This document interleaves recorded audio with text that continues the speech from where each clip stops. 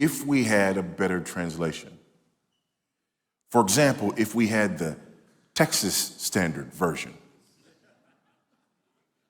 Because the Texas Standard Version would make the second person plural much more clear than the English Standard Version.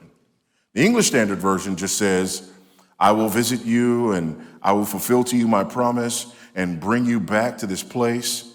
For I know the plans that I have for you, declares the Lord, plans for welfare, not for evil, to give you a future and a hope, on and on and on and on and on.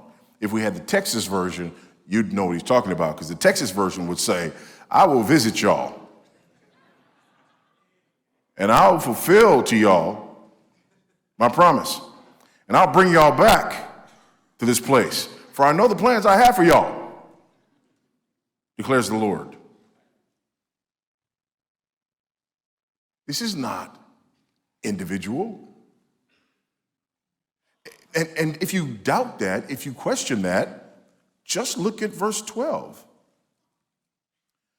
Then y'all, will call upon me and come and pray to me, and I will hear you. You will seek me and find me when you seek me with all your heart.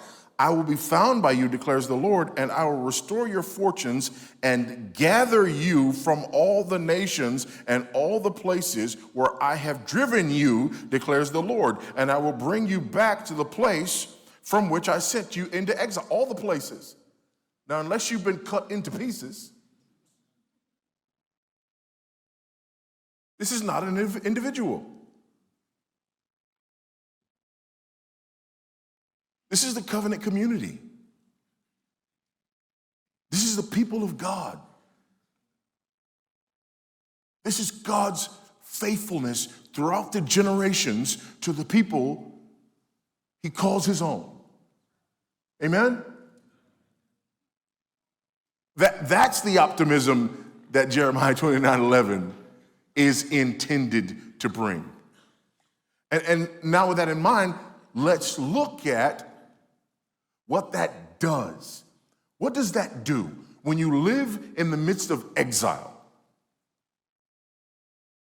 When you live in a place where your hope is not yet realized. When you live in a place where there is turmoil and confusion and opposition and tribulation. How do you live if you have an optimistic outlook within that context? I'm so glad you asked. Now look at verses 5, 6, and 7. Build houses and live in them. Plant gardens, eat their produce. Take wives and have sons and daughters. Please subscribe and hit the notification bell for more truth and to spread the light of Jesus Christ.